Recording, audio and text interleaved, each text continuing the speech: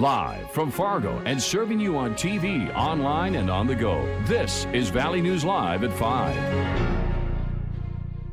We deeply regret this loss. And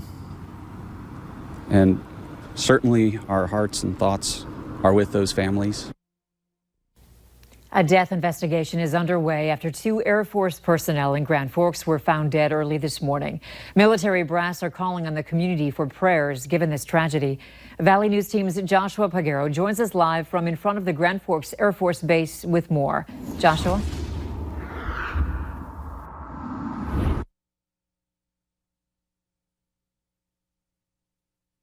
Second deadly shooting in the Grand Forks area in less than a week. The mayor issued a statement saying he's heartbroken and devastated. And as with last week's officer-involved shooting, 2 people are also dead. That situation was on the mind of the Grand Forks Air Base's colonel. Let me be clear. Our installation is safe. We believe this is an isolated incident.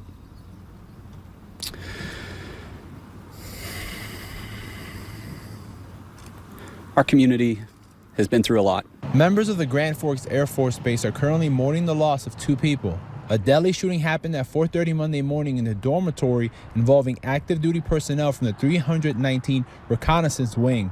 I would say that, again, our dormitories are safe.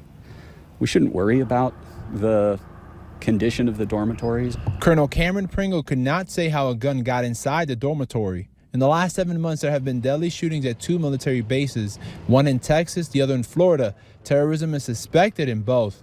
The colonel also did not release details on the relationship of the 2 individuals and how long they've been stationed at Grand Forks Air Force Base. He did say there are a number of mental health resources being made available to airmen. We have a great team of care providers. Our mental health team is caring for those airmen. Colonel Pringle says they hope to release their identities by Tuesday. The Air Force Base says the last deadly shooting incident that happened on base was in 2013. In 2015, however, there was an incident involving an airman outside the base when he confronted a civilian and committed suicide. Reporting live in Grand Forks, Joshua Pagero, Valley News Live. All right, Joshua, thank you. And stick with Valley News Live as we continue to learn more about this story. State health officials are confirming 48 new cases of COVID-19 in North Dakota. There are no new deaths linked to the illness, so the death toll is still at 61. Over 2,000 patients have now recovered, meaning there are 547 active cases in the state. 35 people are currently hospitalized with COVID-19.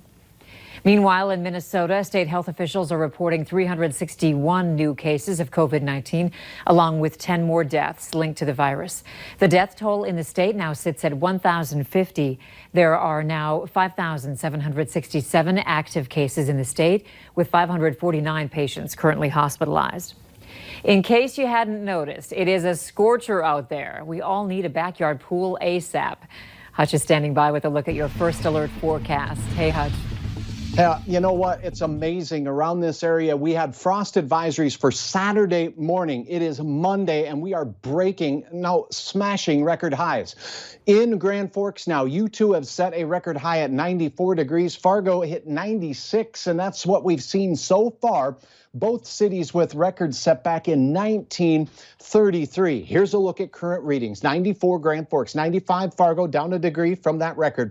I saw out in Moorhead things were as warm as maybe 97 there. 87 Bemidji, 88 in Jamestown. So the heat really focused here in the central Red River Valley.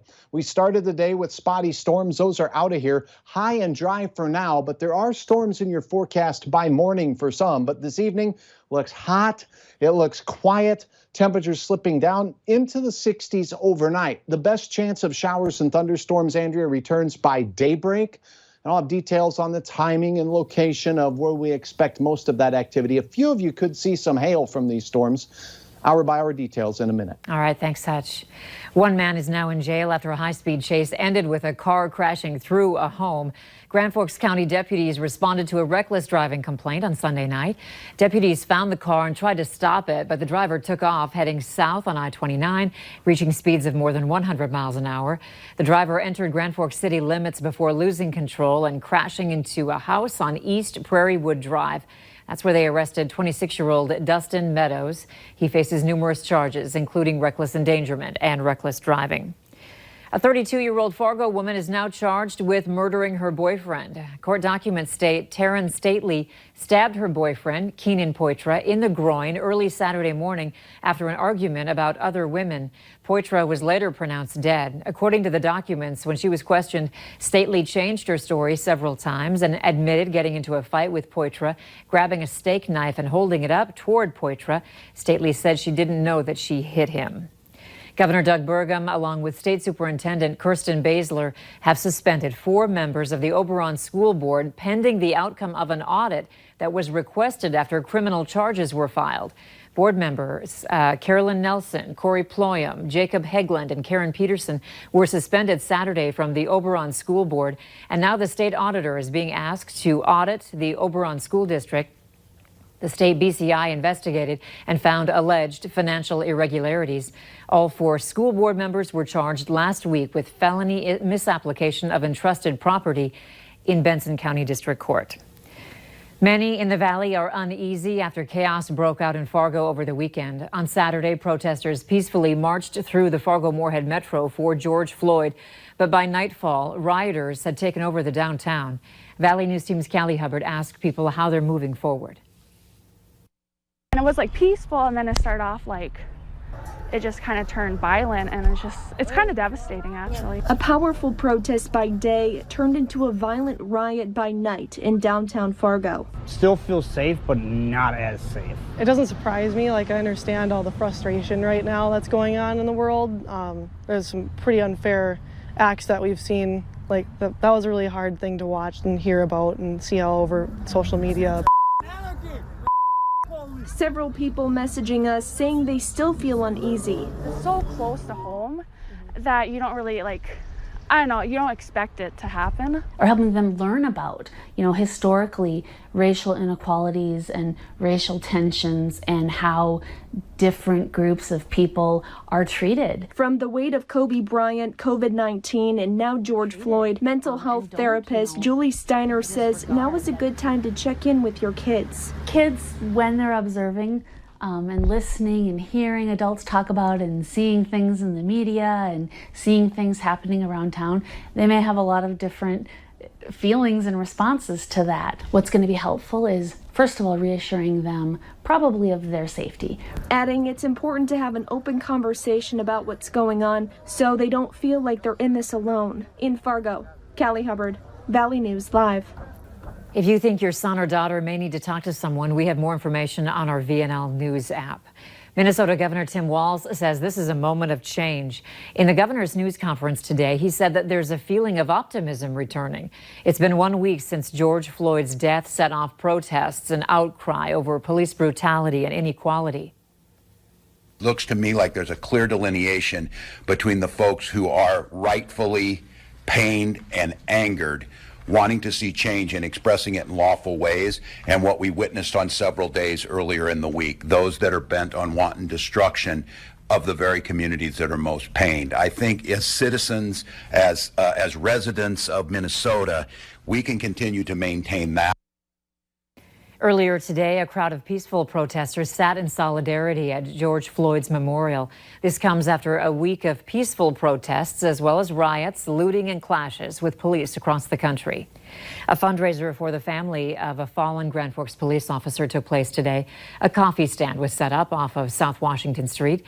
Heroes Rise Coffee Company traveled from Bemidji. The owner tells us he was heartbroken when he learned of Cody Holte's death last week in the line of duty. Police say Holte and a woman were killed by 41-year-old Salama Pendleton, who faces 2 murder charges.